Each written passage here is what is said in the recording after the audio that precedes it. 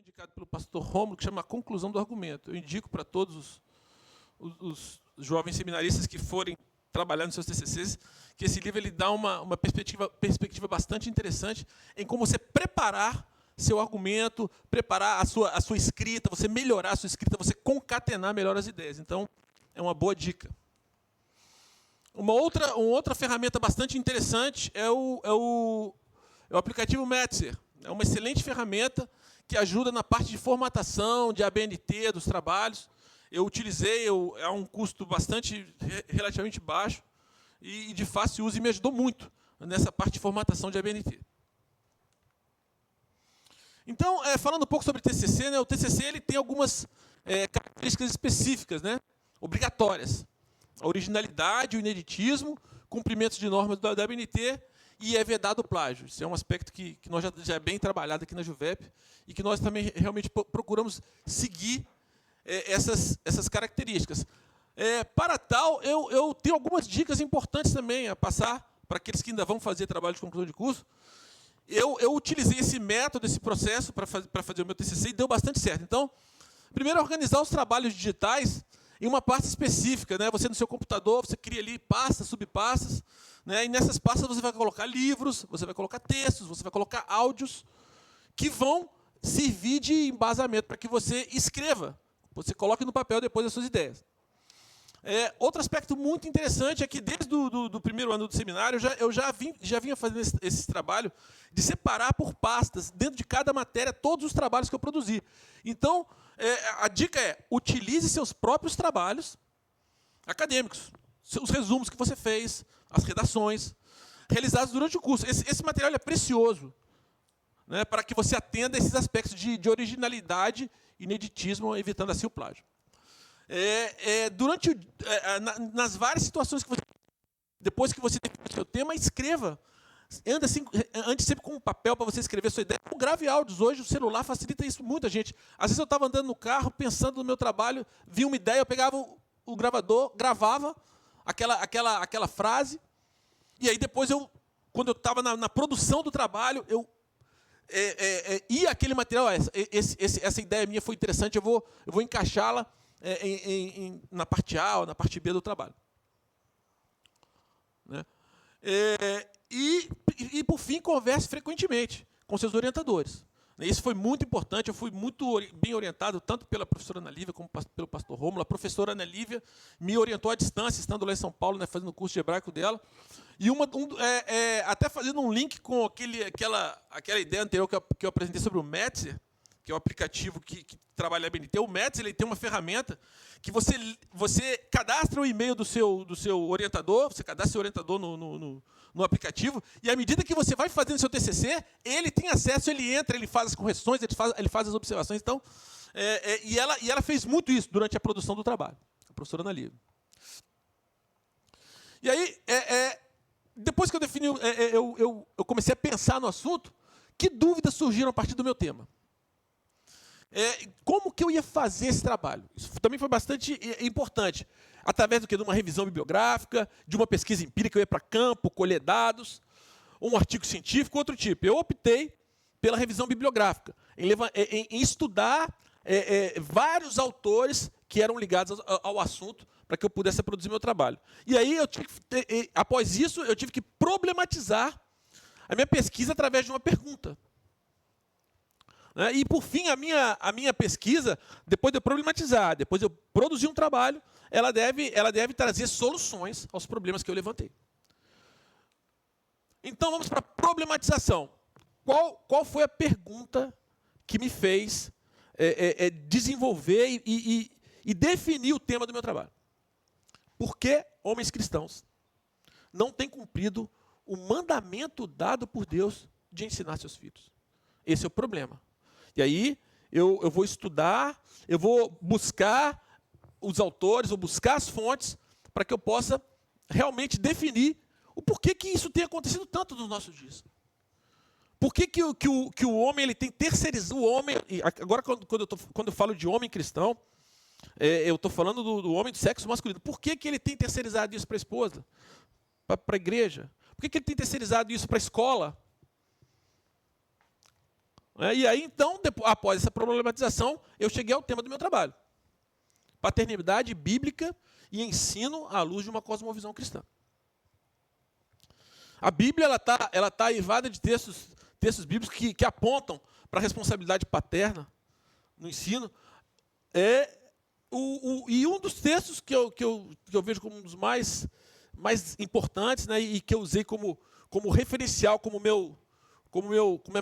a minha baliza para a produção desse trabalho, foi o texto de Deuteronômio 6, de 4 a 9, que aí está exposto: ouve Israel, o Senhor nosso Deus é o único Senhor, amarás, pois, o Senhor teu Deus de todo o teu coração, de toda a tua alma, de toda a tua força. Essas palavras que hoje te ordeno estarão no teu coração. Tu as inculcarás a teus filhos, e delas falarás sentado em tua casa, andando pelo caminho, e ao deitar-se e ao levantar-se. Também as atarás como sinal da tua mão, e te serão por frontal entre os olhos, e as escreverás nos umbrais da tua casa e nas tuas portas. Então, esse é o texto que balizou a minha caminhada nesse trabalho de pesquisa, né, na construção desse artigo. O resumo do meu artigo aqui eu apresento para vocês o resumo, então. O objetivo do trabalho é incentivar a pais cristãos que, capacitados pelo Espírito Santo de Deus, se tornem instrumentos eficazes no processo de transformarem seus filhos à semelhança de Cristo. Então, esse trabalho, ele destaca o mandado bíblico dado aos pais de educarem seus filhos biblicamente. O texto ele é bem claro. Pais, eduquem seus filhos biblicamente. Ele tem como principal referência a Bíblia Sagrada. E como referências secundárias, obras de diversos autores cristãos. Eu coloquei cristãos e até não cristãos. Vocês vão observar na apresentação do trabalho que, inclusive, alguns autores não, que são cientistas, que trazem dados interessantes, nós colocamos também. O trabalho ele explora importantes conceitos sobre cosmovisão, que me remete ao primeiro período do seminário, né, com a professora Bernadette, né, e as suas implicações, as implicações da cosmovisão no ensino dos filhos. Então, o texto, eu falo inicialmente sobre cosmovisão, depois eu falo sobre os desafios atuais, algumas respostas para eles, e eu falo sobre desafios atuais, e depois, numa terceira parte, eu falo sobre respostas a esses desafios. Respostas bíblicas que sirvam como base para o desenvolvimento de uma paternidade fortemente atuante na área de ensinar os filhos. Então, ele esclarece de que forma os pais que têm uma cosmovisão eminentemente cristã devem agir no que diz respeito ao ensino de seus filhos.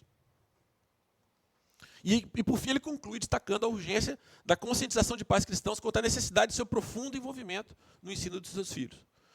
E o único alvo do pai no ensino do filho é formar neles o caráter de Cristo.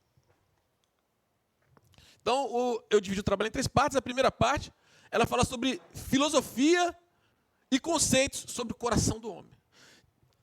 Quando nós observamos o próprio texto de Deuteronômio, essa palavra coração ela aparece 2 vezes. Então, para onde apontar o coração do homem, né, a direção que o coração do homem, do pai apontar, essa é a direção que ele vai ensinar seu filho. Então, lá em Provérbios 4:23 diz: sobre tudo o que se deve guardar, guarda o coração, porque dele procedem as fontes da vida. Então, a condição espiritual do coração, eu digo do coração do pai, ela vai determinar toda a empreitada humana. Um outro aspecto bastante interessante é que métodos educativos são subordinados ao coração como centro religioso. Os pressupostos impedem que ele conduza qualquer processo de ensino de maneira neutra. Então, não há neutralidade no ensino. O pai não vai ensinar seu filho de maneira neutra. Não há como, por exemplo, um pai que é naturalista, que é marxista, ele tem os pressupostos dele. Ele vai ensinar o filho dele com base naqueles pressupostos. Da mesma forma, um pai cristão tem os pressupostos cristãos e ele precisa ensinar os filhos baseados nesse pressuposto. Então, o pai educador cristão, ele deve orientar seus objetivos práticos, filosofias, métodos de ensino, para o propósito de Deus para o ser humano. Qual o propósito de Deus para o ser humano? Refletir a glória do Criador em todos os campos da atividade humana. Então, o coração, eu apresentei aqui algumas visões do coração de alguns autores cristãos, né, para que a gente entenda a importância do coração nesse processo de ensino. O coração como centro das decisões humanas, das vontades, dos sentimentos. Então, eu apresentei aqui algumas formas de se ver o coração. Então, o Joel Bick, ele diz que o coração é a fonte de todas as nossas escolhas. E as ações, ações fluem. É a fonte de onde todas as nossas escolhas e ações fluem. Frame, ele diz que o coração é o que somos quando todas as nossas máscaras são tiradas. Doerr, que foi um grande filósofo na área do pressuposicionalismo, né, que falou muito sobre pressupostos, que todos nós temos pressupostos básicos e que esses pressupostos é que vão definir nossa religião, nossa cosmovisão. Ele diz que o coração ele concentra as funções temporais do homem, sua racionalidade, sua historicidade, suas emoções, sua fé, sua moralidade.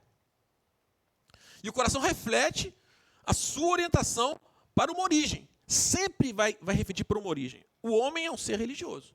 Ou ele vai adorar a Deus, ou ele vai adorar um ídolo. O puritano John Flavel, ele diz que o coração é a pior parte antes da regeneração. E a melhor parte depois dela. Igor Miguel, que é um dos professores lá do curso da pós-graduação da Cidade Viva, ele diz que qualquer tentativa de explicar a pessoa humana sem um entendimento de qual é a inclinação religiosa do coração vai fracassar. Numa segunda parte, nós mostramos paternidade em colapso, os desafios do nosso tempo. Então, na primeira parte, nós abordamos o coração, na segunda parte, paternidade em colapso. A palavra de Deus diz lá em 1 João 2,17, ora, o mundo passa, bem como sua concupiscência. Aquele, porém, que faz a vontade de Deus permanece eternamente. Então, são várias as mazelas que nos dificultam a criar nossos filhos. Nós, como pais, a criar, não são várias as mazelas. Eu destaquei 3. O secularismo, o uso excessivo de tecnologias digitais e a psicologia da autoestima. E aí eu vou fazer uma intervenção em cada uma delas para que vocês entendam como que essas mazelas têm dificultado o nosso trabalho.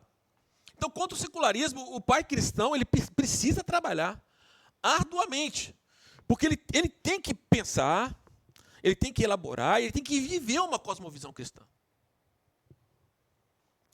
O pai cristão capacitado pelo Espírito Santo de Deus, ele deve proteger as mentes e os corações de seus filhos contra ciladas que podem advir do excesso do uso de tecnologias digitais.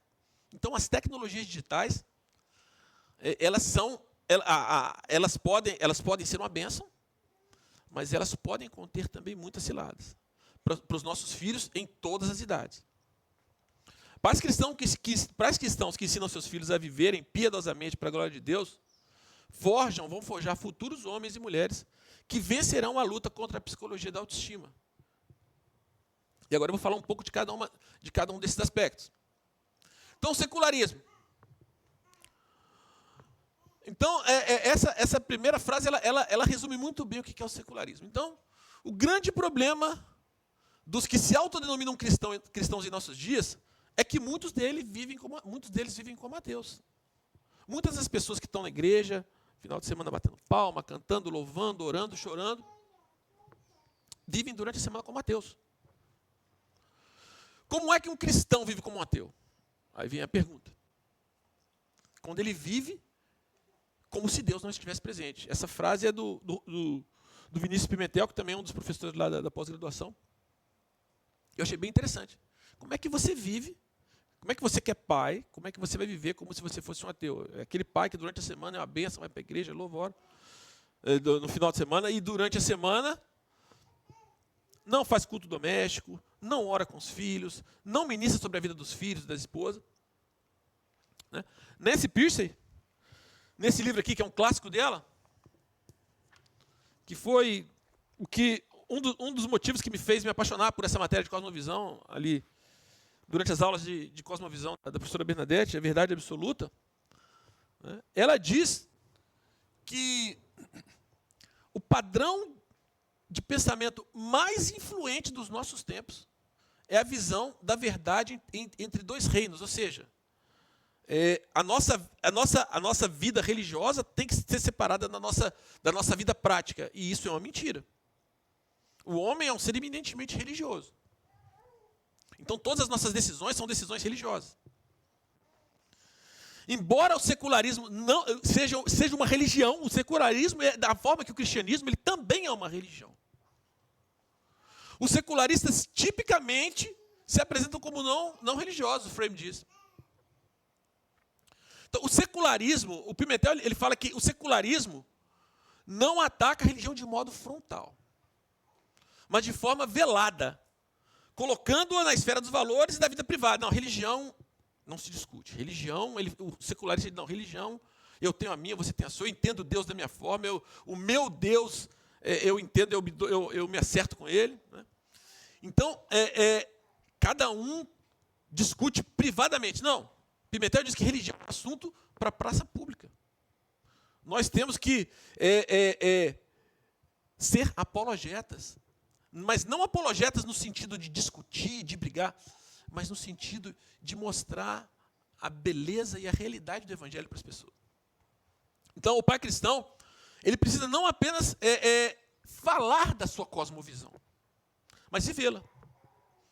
Pois somente dessa forma ele poderá impactar o coração dos seus filhos. Nos tempos que eu estava no exército, né, eles falavam uma frase que ela, de certa forma, é bíblica. Né? A palavra convence, o exemplo arrasta. Então, o pai cristão, ele tem que arrastar o filho pelo exemplo de uma vida piedosa, de uma vida pautada na palavra. Porque somente dessa forma, o pai poderá impactar o coração dos seus filhos e conduzi-los em vitória na luta contra o secularismo. Falando um pouco sobre, ainda na parte dos desafios do nosso tempo, né, que tem gerado colapso na nossa paternidade, vamos falar um pouco sobre o uso excessivo de tecnologias digitais, né, que já foi pontuado, mas esse slide ele dá alguns dados interessantes. Né? Esse autor, Michel Desmourguet, produziu esse livro, A Fábrica de Cretinos Digitais, o título do livro. Os perigos das telas para as nossas crianças. Então, ele diz o seguinte, uma imersão precoce, falando da criança, uma imersão precoce o desviará fatalmente dos aprendizados essenciais, que, por conta do fechamento progressivo das janelas de desenvolvimento cerebral, se tornarão mais difíceis de alcançar. O que ele está falando? Que quanto mais uma criança pequena ela é submetida a telas, a mídias digitais, mais a capacidade dela cognitiva, de pensamento, e principalmente a capacidade criativa vai ser minada. Eu realmente incentivo a todos que possam ler o artigo como um todo, porque nessa parte ele coloca, a gente levanta aspectos muito interessantes. Os principais CEOs das grandes empresas de tecnologia, lá no Vale do Silício, na Califórnia, escolhem escolas para os filhos deles que não tem tela. Se a escola tiver tela, ele não coloca, ele coloca em escola que não tem tela, que não usa televisão para ensino. São escolas que usam, escolas mais lúdicas, escolas que ensinam a leitura através do método fonético. Então, por quê? Eles que produzem todo esse conteúdo, por que para os próprios filhos, eles procuram escolas que não tenham tela? Porque eles sabem o prejuízo e o dano cerebral que isso pode criar nas crianças. Esse gráfico, ele está lá no trabalho também, ele mostra o tempo dedicado ao uso de dispositivos digitais. O Desmourguet, ele faz uma pesquisa extensiva em casa, né? A criança ou adolescente, que ele tem um smartphone, ele faz uma comparação do tempo, né? Tempo de uso para diversão versus tempo de uso para trabalhos escolares. Então, aqui ele mostra pré-adolescentes e adolescentes. Eu não concordo muito com essas denominações, porque elas não são bíblicas, né? A Bíblia só diz que tem criança, jovem, adulto. Mas vamos considerar pré-adolescentes e adolescentes. Então, nos pré-adolescentes, os mais novos, que não têm muito controle, eles usam 13 vezes mais o dispositivo digital para recreação do que para fazer tarefa ou fazer alguma coisa. 13 vezes mais. Os adolescentes, 7 vezes e meia mais.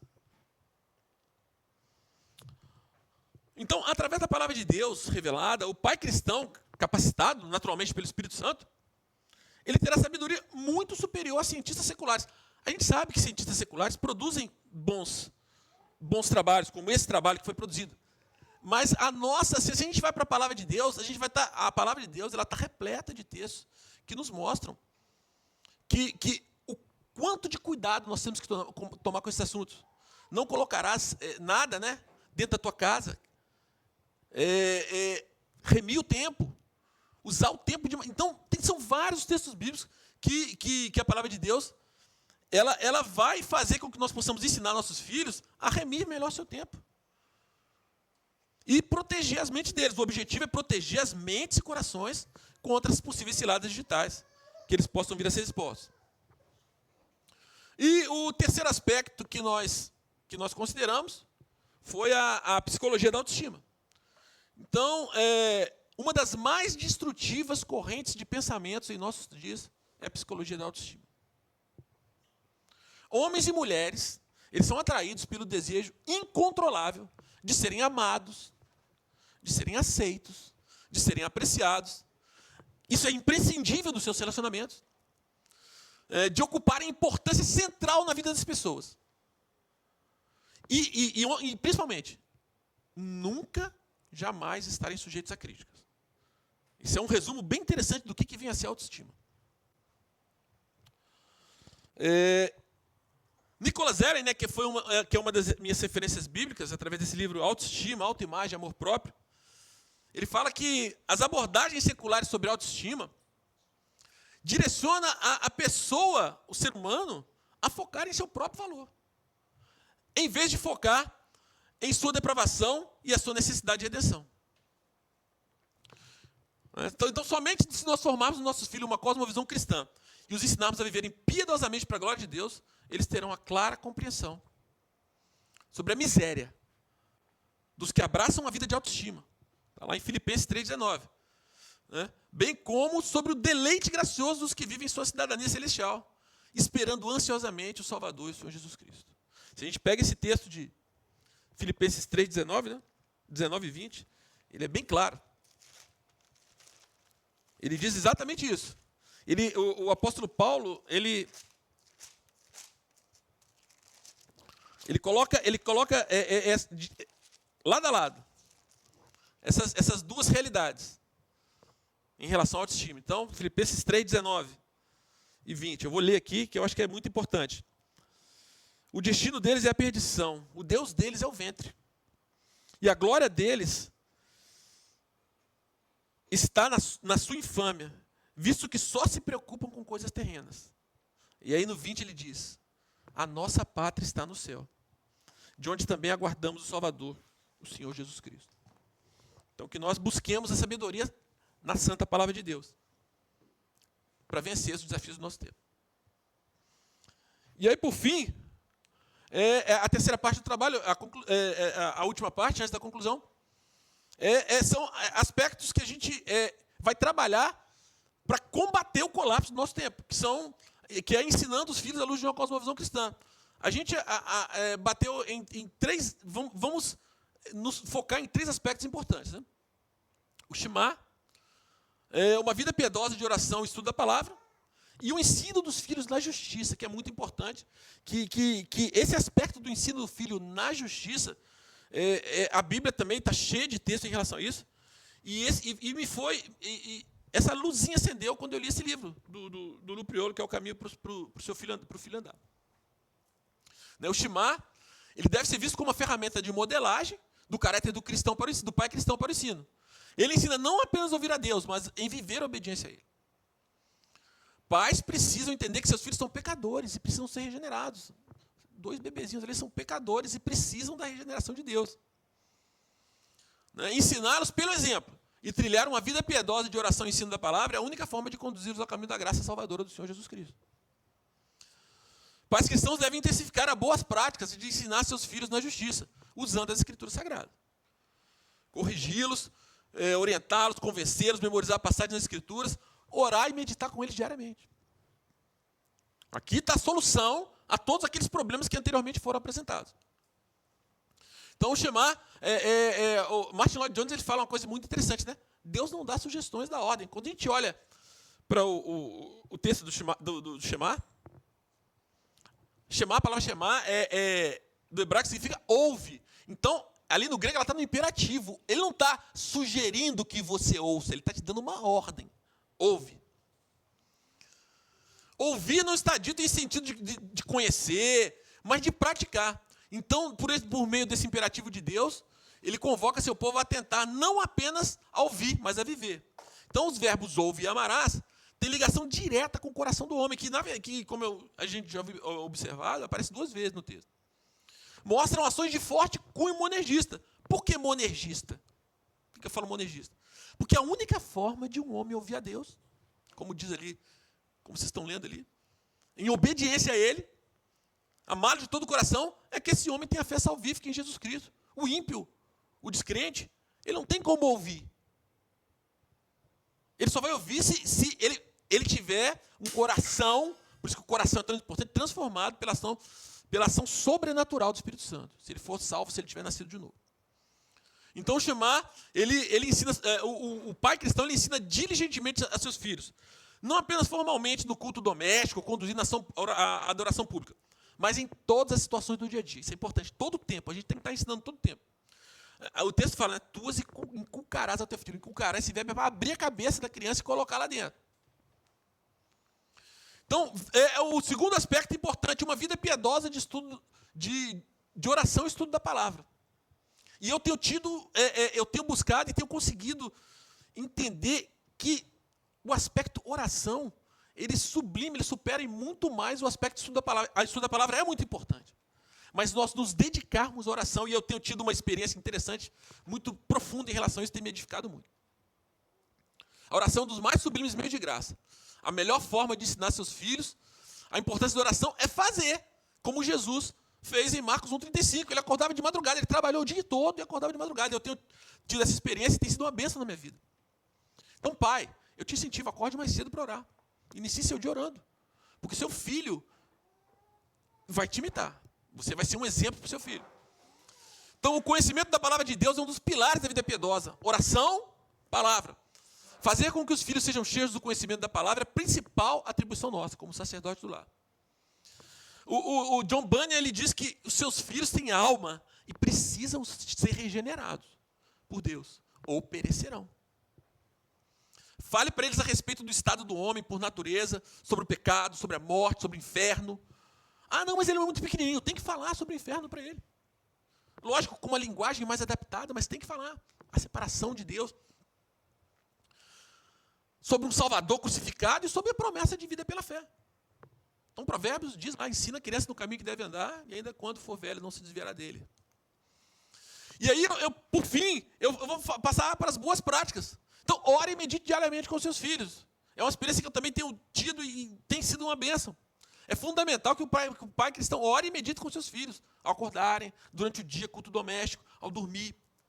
Memorize, esse é um aspecto muito importante, memorize a Bíblia com seu filho. Eu faço isso diariamente com a minha filha em várias situações. Nós memorizamos histórias completas, nós memorizamos versículos dos textos que meditamos durante a manhã, nós memorizamos textos áureos da Bíblia. Quando é que eu faço isso? Com essa vida corrida que a gente tem. Durante todo o tempo que eu tenho com ela, no carro, em casa, na hora do almoço, o tempo todo. Você não deve apenas ensinar as Escrituras diligentemente ao seu filho. É necessário falar sobre ela continuamente. Deus quer que, isso aí quem falou foi o Priolo, Deus quer que você ensine e aplique as Escrituras aos seus filhos. Então, ele usa lá um termo que é o milé, que é em todo, o milé durante as circunstâncias. É uma palavra francesa que significa durante as circunstâncias. Durante todo o tempo, toda situação, toda circunstância, você vai corrigir seu filho, você aplica o texto bíblico. Deus quer que você ensine e aplique as Escrituras aos seus filhos em todos os lugares, em todas as circunstâncias. Sempre, quando e onde você estiver, em meio às circunstâncias, ou quando está cercado por elas, é o melhor momento para ensinar e aplicar as escrituras aos seus filhos. Esse livro ele tem um apêndice no final muito interessante, que ele mostra que o comportamento da criança, a condição, por exemplo, ira, ele dá a passagem bíblica. Então, um livro fantástico. E, por fim, quem quiser ser o primeiro entre vós será o servo, tal como o filho do homem que não veio para ser servido, mas para servir, para dar vida em resgate de muitos. Está em Mateus 20, de 27 a 28. Então, pais cristãos devem aproveitar todas as oportunidades e momentos para ministrar na vida de seus filhos o evangelho da cruz de Cristo, imprimindo-lhe nas mentes e corações que toda a criação e conhecimento humano provém de Deus, e por Deus são controlados. Seus filhos veem no pai, né, veem nele a figura de um homem que busca, é um pecador, mas que busca ardentemente ser uma sombra do que Cristo é para a igreja. E isso, essa postura do pai cristão, certamente irá moldar nos filhos dele uma cosmovisão cristã fortemente alicerçada na providência e nos cuidados divinos. E eu incentivo a todos que acessem e leiam. O trabalho ele foi publicado na revista teológica Summa Sapiente, agora em dezembro desse ano. Ali está o resumo do artigo através do link e o QR Code que dá acesso à revista como um todo. A revista tem vários artigos e, entre eles, esse artigo a gente teve a bênção de publicá-lo para que mais pessoas possam conhecer sobre o assunto. Bem, glória a Deus.